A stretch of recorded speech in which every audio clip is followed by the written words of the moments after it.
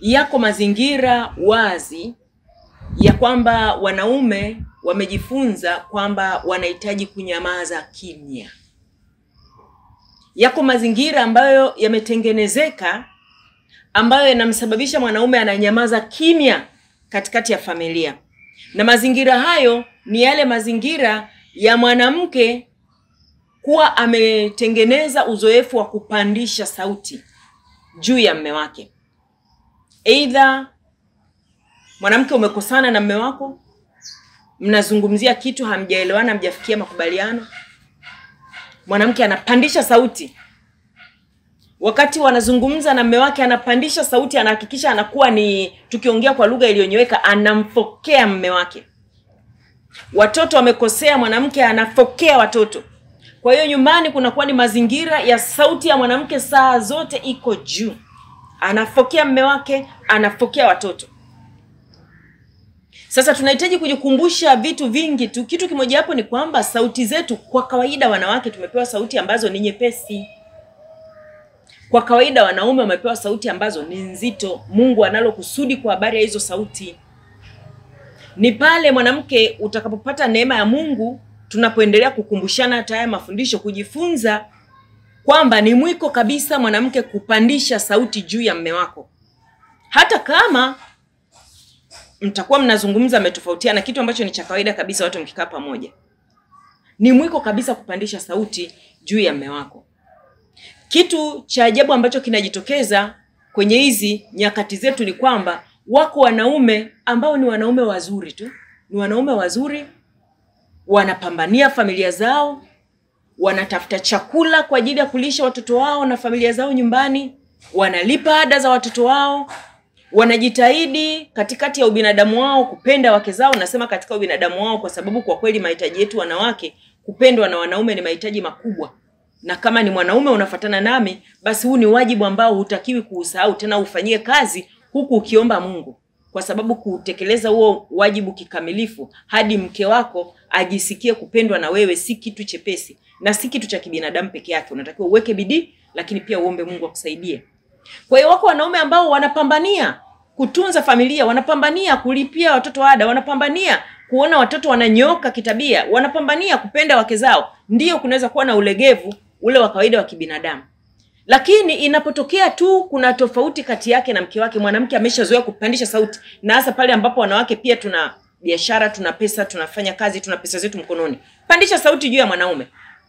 Mwanamke mwenzangu, jifunze siku zote kwamba ni mwiko kabisa wewe kupandisha sauti juu ya mume wako, kwa sababu unahitaji kumtii mume wako ili kuimarisha sauti ya kiume, kuimarisha mamlaka ya kiume pale nyumbani katika familia. Imefika mahali ninazungumza na wanaume kadhaa. Inafika mahali mwanaume anajifunza kwamba inabidi ninyamaze kimya. Ninyamaze kimya kwa sababu muda wote mwanamke huyu ananipandishia sauti, ananifokea.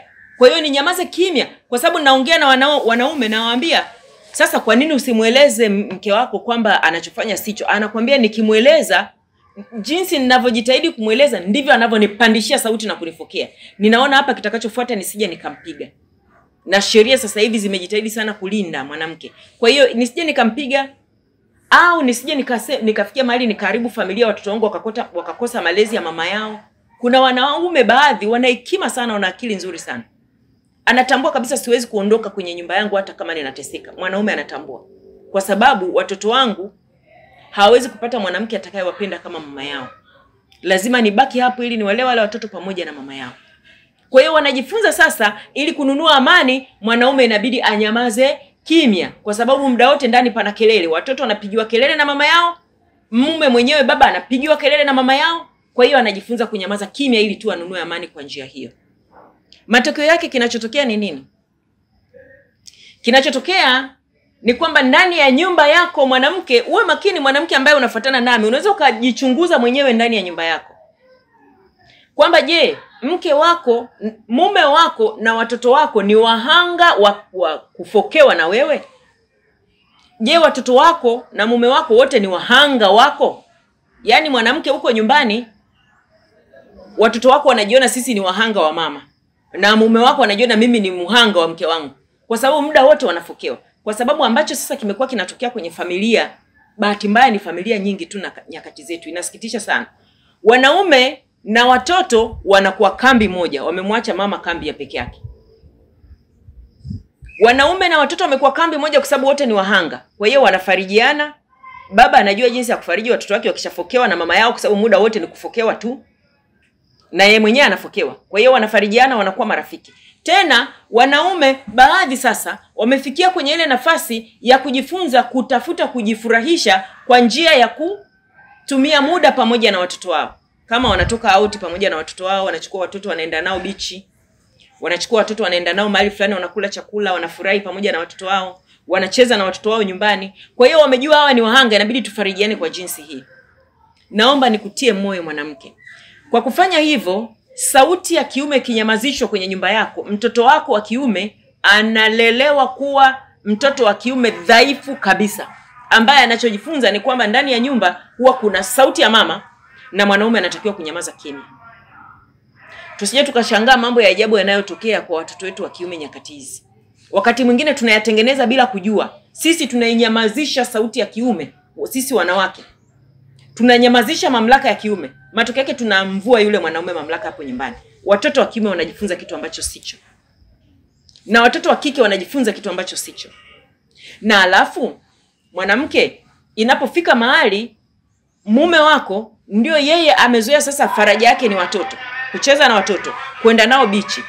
Mtoto wako wa kike anapokuwa anaanza kufikia miaka 10, 11, 12, 13 akianza kuchanua, mimi nikwambia mwanamke, macho ya mwanaume yanavutiwa hadi na mtoto wake. Mwili wa mwanaume ulivyoumbwa hadi na mtoto wake anavutiwa naye.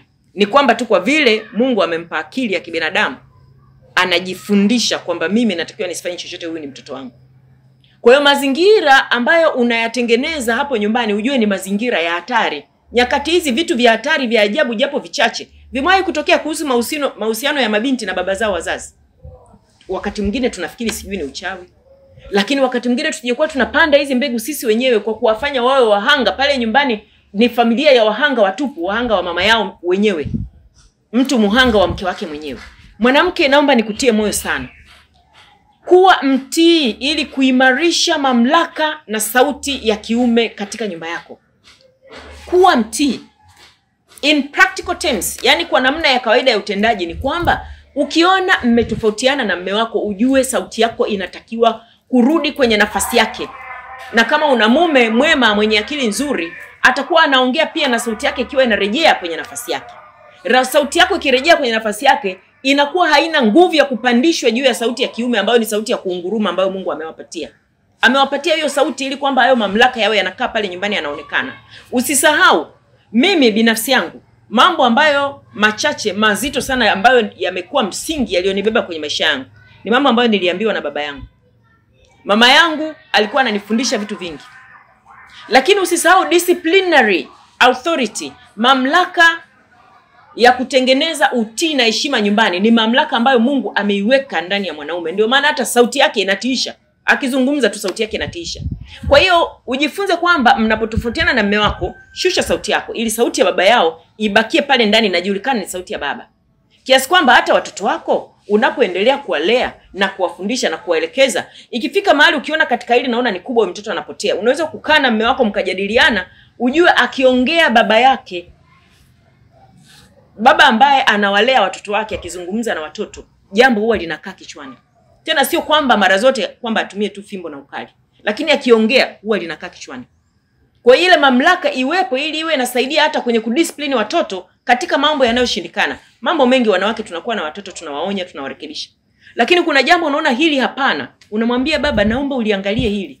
Huyu mtoto kuna hili na hili na hili naliona, ili na yeye aliangalie, na sauti yake iwe na heshima kwa hao watoto. Kama wewe unamfokea mume wako wakati mwingine hata mbele ya watoto, sauti yake inapoteza mamlaka, na mamlaka ya kiume, sauti ya kiume inapotea pale nyumbani.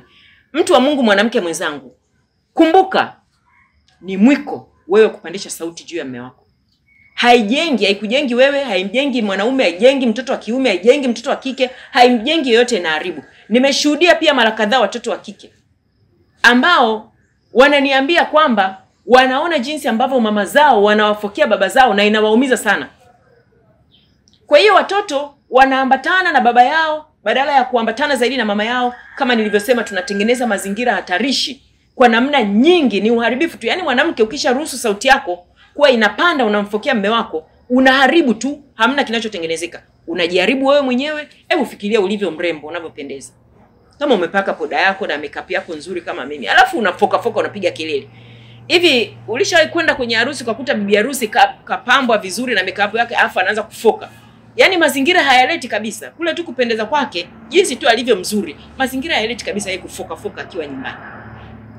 Na hata ukiwa ofisini, hata ukiwa kwenye biashara, wewe ni mwanamke, sauti yako inatosha kabisa. Ukiwa kwenye biashara, wewe ni kiongozi, zungumza tu kwa sauti yako. Na mamlaka ya utulivu, neema ya Mungu iliyokufunika itatengeneza utii kwenye mazingira yako ya kazi, mazingira yako ya biashara. Lakini nyumbani, kumbuka kuwa mtii ili kuimarisha sauti na mamlaka ya kiume pale nyumbani. Ikimaanisha kwamba mkitofautiana na mume wako, sauti yako lazima ishuke chini. Ikimaanisha kwamba ni mwiko wewe kumfokea mume wako. Ikimaanisha kwamba hata watoto usizoe kuwapigia kelele muda wote.